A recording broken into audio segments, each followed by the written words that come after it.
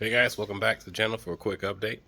As you know, we still have an EJ25 that I had to figure out what to do with, and as it turns out, it's more or less not worth the effort to put into the tentative first car for my oldest kid. So we had to take it back old school.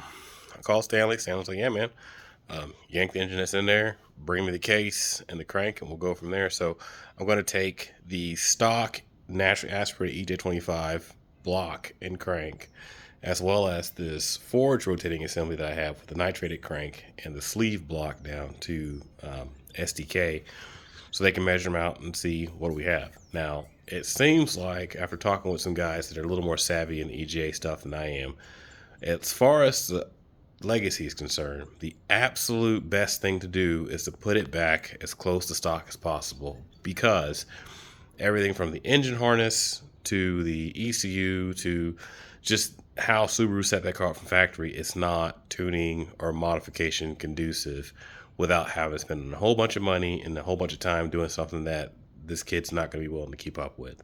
And that's fine. Not everybody's a gearhead, right? So that's what we're going to do. We're going to pull the stock engine out of that Subaru out there and then tear it down. We'll probably get that done, maybe not this week, probably next week, if we're looking at 5 to 7 days of rain. And as you know, I have no space in the garage to bring a car here to do that.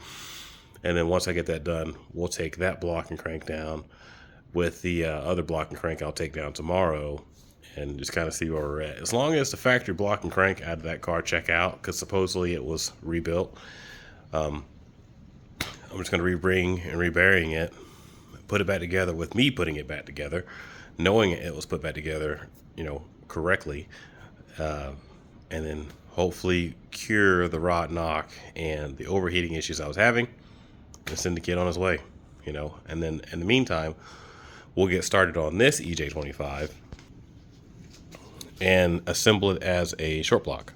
So, because remember, when I picked it up, it was a pretty smoking deal under the assumption that it needed minor machine work, if any at all, to put back together. So if the crank checks out, the block checks out, the rods look fine. The pistons I have a few questions about, but I'll take those with me and have, get Stanley's opinion. And if everything checks out on that, we're just going to put new rings and bearings in it. I'm going to reassemble it, stick it on an engine stand, and it'll be there until I have something to do with it. Because if everything checks out measurements-wise, then a set of bearings and rings are cheap, all things being considered.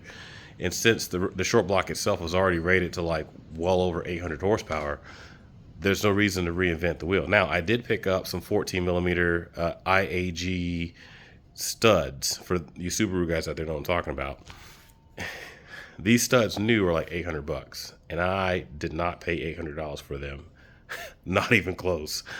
And so I'll take those with me as well, have Stan look at them. If they can, drill this block for those studs, we'll go ahead and get that done. And like I said, I'll just have a really stout EJ25 forged rotating assembly with king bearings and fresh rings just for whenever.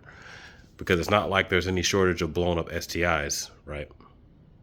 So that's where we're at. I'm going to get back to it, and thanks for watching.